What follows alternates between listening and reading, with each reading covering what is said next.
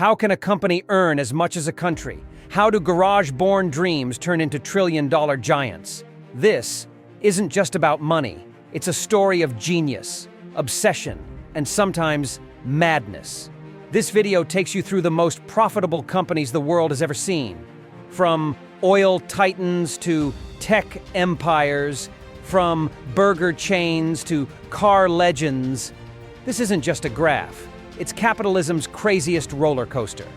General Motors. In the mid-20th century, GM didn't just make cars. It fueled the American dream. At one point, 1 in every 5 cars on the road wore the GM badge. It wasn't a company.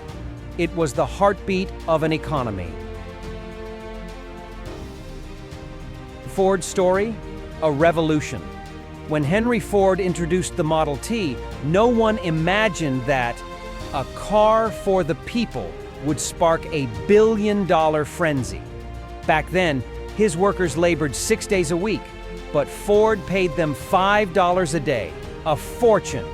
That's like $1,500 a week today. Who said changing the world can't start with payroll? Exxon. If money flowed like a river, Exxon controlled the dam. As oil surged, Exxon became a financial titan. At its peak, it grew faster than America's own GDP. Fun fact, in the 70s, Exxon banned beards at job interviews. Apparently, serious oil demanded a clean shave.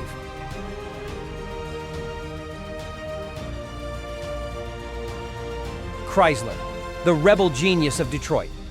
It crashed. It rose. It morphed into something new every time. Once, it even owned Lamborghini. Why? Because Chrysler believed anything was possible. Even that. IBM, the quiet giant of the computer age. Nicknamed Big Blue, IBM once powered 80% of the world's mainframes. NASA? They trusted IBM to get man to the moon. And in 1981, when they released the first personal computer, Steve Jobs was so mad, he hung IBM logos on his office dartboard. Texaco.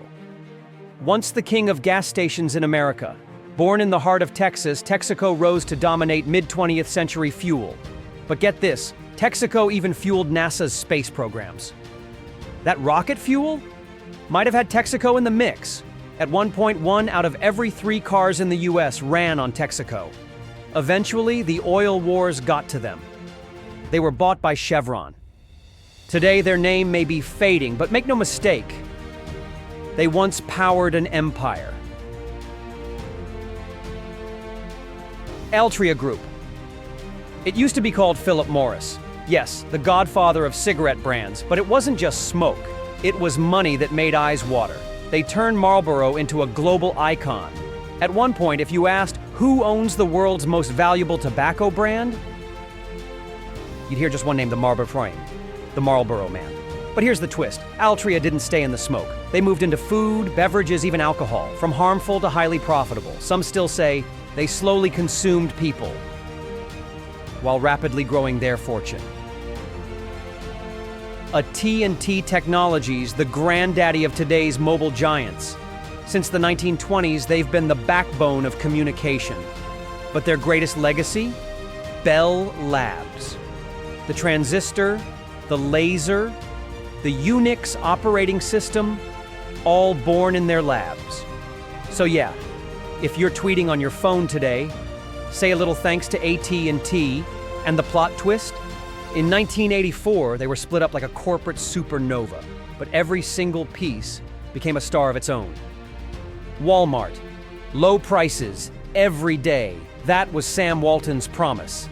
Today, Walmart earns more in a single day than some nations do in a year. And still, they act like it's just a family store. Weird? Maybe? Smart? Definitely. General Electric, founded by Edison himself, GE didn't just light homes, it lit the world.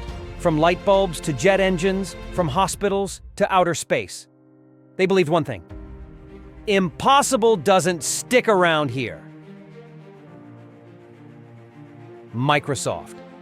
Bill Gates, as a kid, he locked himself in libraries, reading encyclopedias. When he said, "Every home will have a computer," people laughed.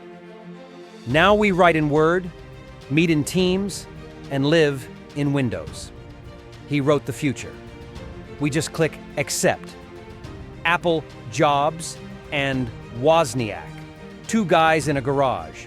Fast forward, Apple's cash reserve is bigger than most countries' central banks. But did you know Jobs was once fired from Apple? Yeah, the company nearly died until he came back. Then came the iMac, then the iPod, then the iPhone, and boom, the world changed forever. Amazon Jeff Bezos started Amazon in a garage, selling books. He borrowed $300,000 from his mom and told her, "I want to sell books online." Today, that's the best investment in history. Amazon didn't just conquer e-commerce, it owns the cloud.